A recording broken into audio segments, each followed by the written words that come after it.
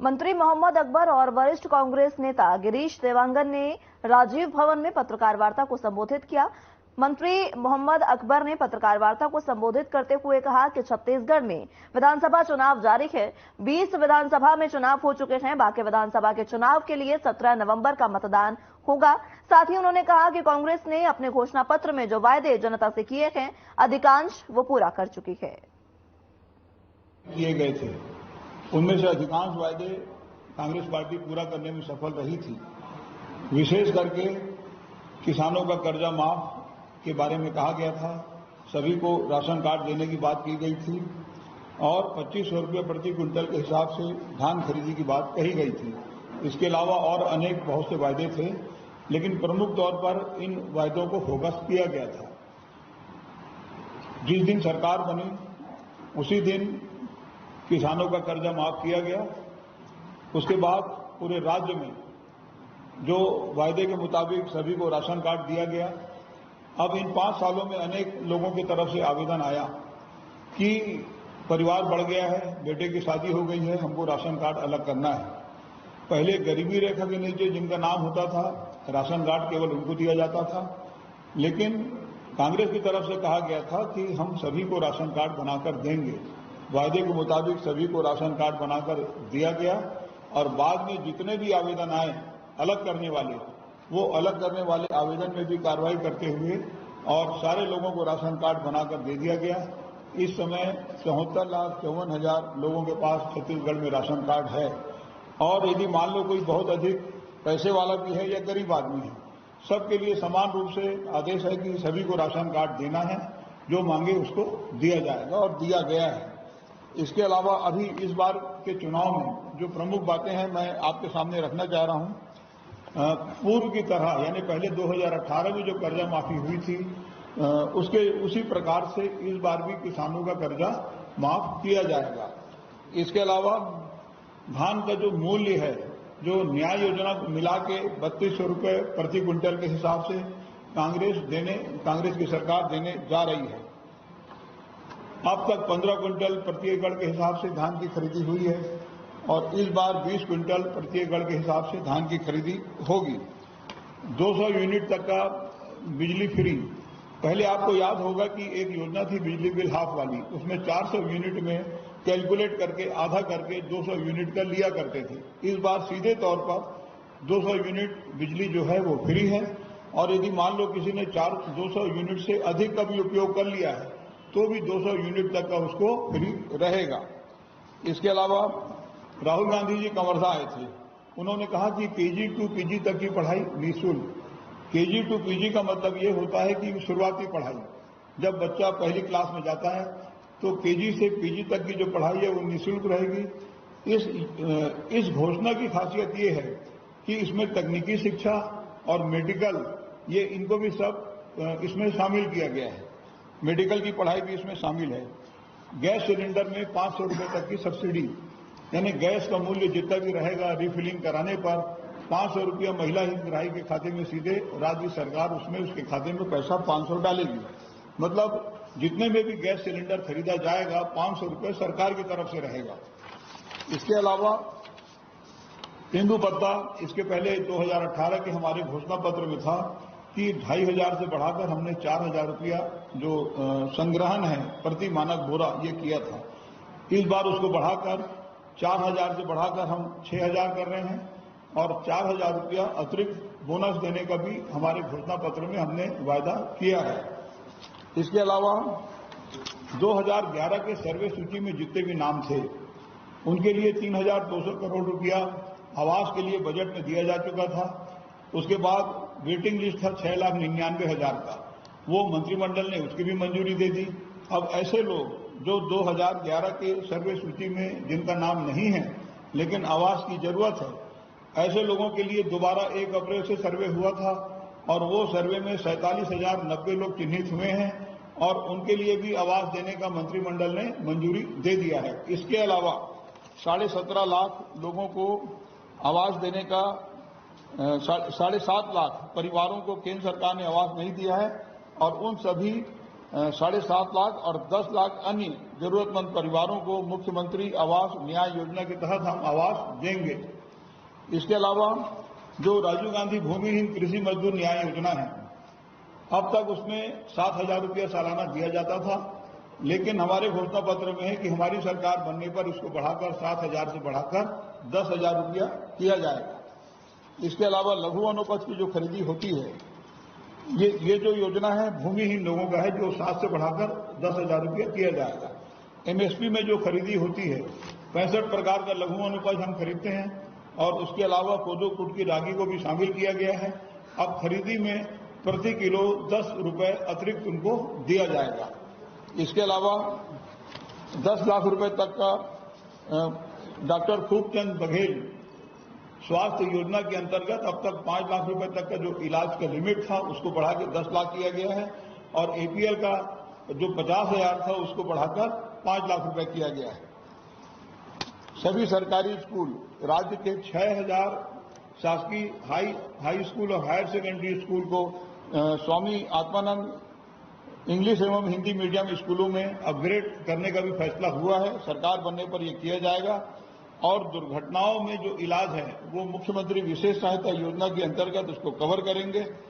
सबसे एक और महत्वपूर्ण घोषणा ये है कि राज्य में जो महिला स्वयं सहायता समूह हैं, लगातार इनकी तरफ से भी मांग आती रही कि महिला किसानों का कर्जा बार बार माफ हो रहा है, तो कम से कम महिला स्वयं सहायता समूह का भी एक बार कर्ज माफ हो जाना चाहिए। ये राशि है लगभग 1,000 करोड़।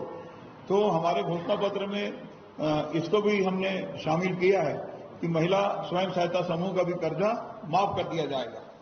जाति जनगणना कराने का भी फैसला है। सरकार बनने पर जाति जनगणना कराएंगे।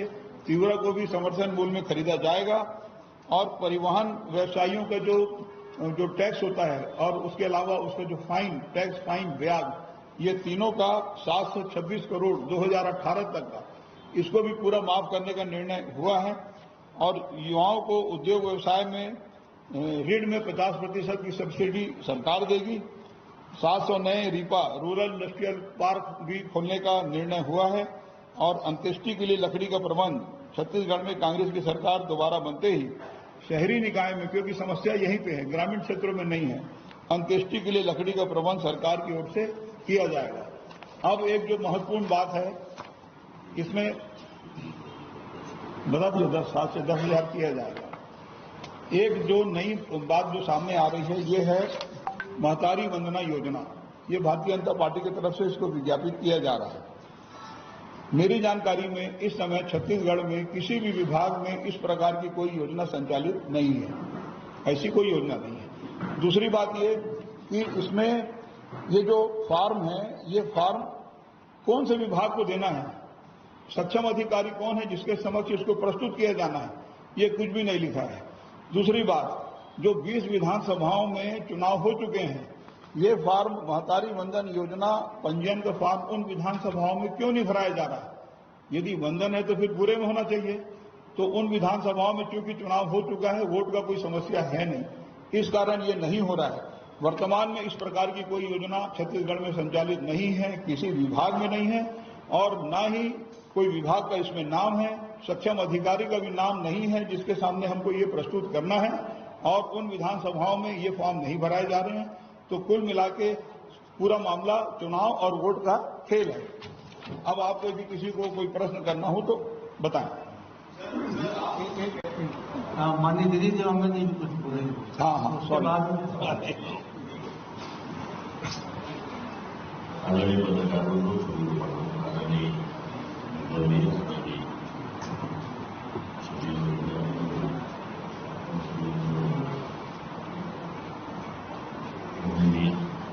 और सभी हमारे मीडिया ग्राहकों, अभी जैसे महतारी वंदन योजना की बात चल रही थी, एक तो इसमें लिखा है कि हर विवाहित महिला हो जाएगा। दूसरी महत्वपूर्ण बात यह है कि भारतीय जनता पार्टी को छत्तीसगढ़ की जनता अच्छी तरह पहचानती है। चाहे हम 2003 के चुनाव से यदि चालू करें, जहां आदिवासियों को गाय देने की बात हो, बेरोजगारों को भत्ता देने की बात हो, उसके बाद किसानों को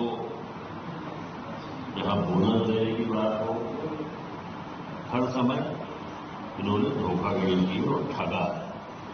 केवल धोखा देने का काम भारतीय जनता पार्टी ने किया। एक समय ऐसा था कि डॉक्टर रमन सिंह ने कहा कि रक्षाबंधन का समय मैं हर वालों को तोहफा दे रहा हूं कि हर घर में राशन कार्ड महिलाओं के नाम से बनेगा।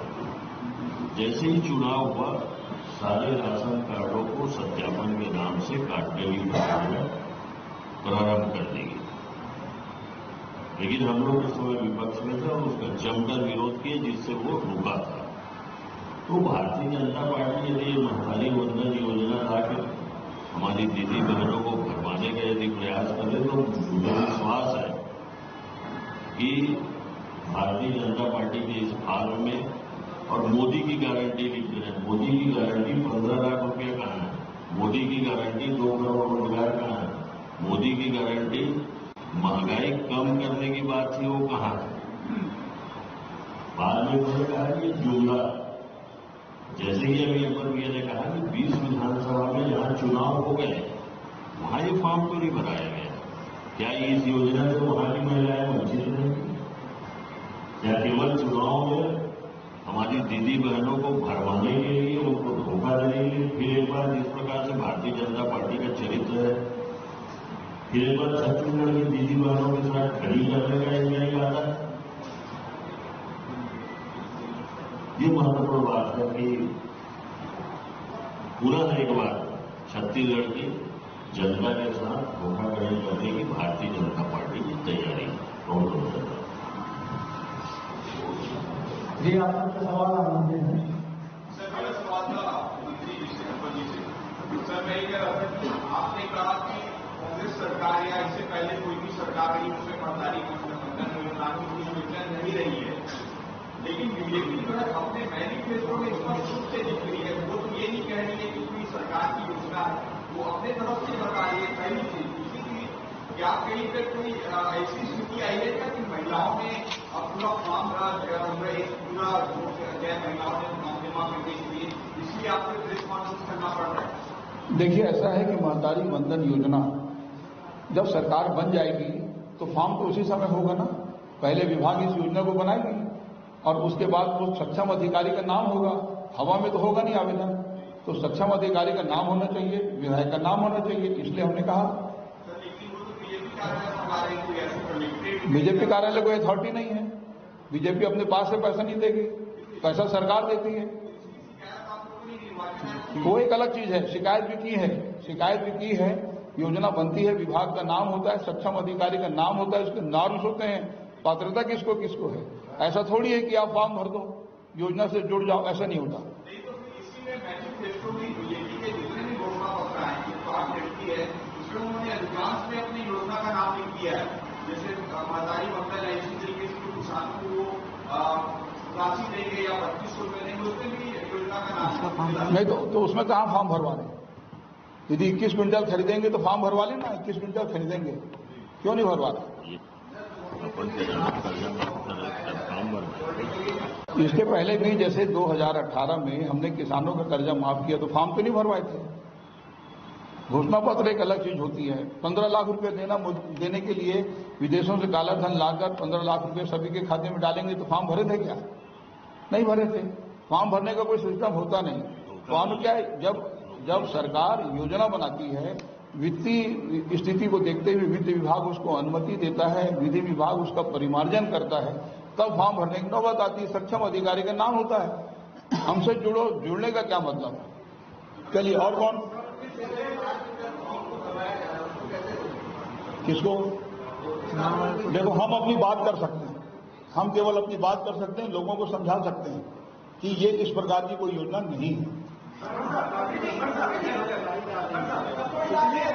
पिछले घोषणा पत्र में भी ऐसी कोई योजना नहीं जिसमें आप महिलाओं को 500 पूरी नहीं हुई, इसलिए बीजेपी ने इसको लॉन्च किया 12,000 रुपये साल करके। हमारे पिछले घोषणा पत्र में ये कहा आप पूरा नहीं कर पाए, 500 रुपये नहीं कहा। देखिए, घोषणा पत्र में मैंने शुरू में क्या कहा? हमने अधिकांश पूरा किया। मैंने शुरू में कहा है अधिकांश पूरा किया है। 100% पूरा हुआ मैं तो कहा ही नहीं। बताइए, ऐसा कोई वादा था नहीं? वृद्धा पेंशन नहीं क्या सर, महिलाओं से जुड़ी बात हुई। हाँ जी, बताइए। और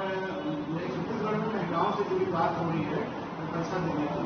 और भोपाल में प्रधानमंत्री नरेंद्र मोदी जो लाडली बहना योजना शुरुआत से लॉन्च की है, वो बोले कांग्रेस की सरकार पर आ जाती है कि ये योजना बंद हो जाएगी, ये चालू नहीं हुआ। देखिए, दोनों में अंतर है। लाडली बहना योजना जो है वो घोषणा पत्र का पार्ट नहीं है, वो पहले से लागू है। यहां पे जो मामला आ रहा है वो दूसरा है कि हम देंगे। तो देंगे मतलब ये कि भाई सरकार बनेगी तब तो दोगे, विभाग तो होगा, कोई सिस्टम होगा कि ऐसे ही दे दोगे।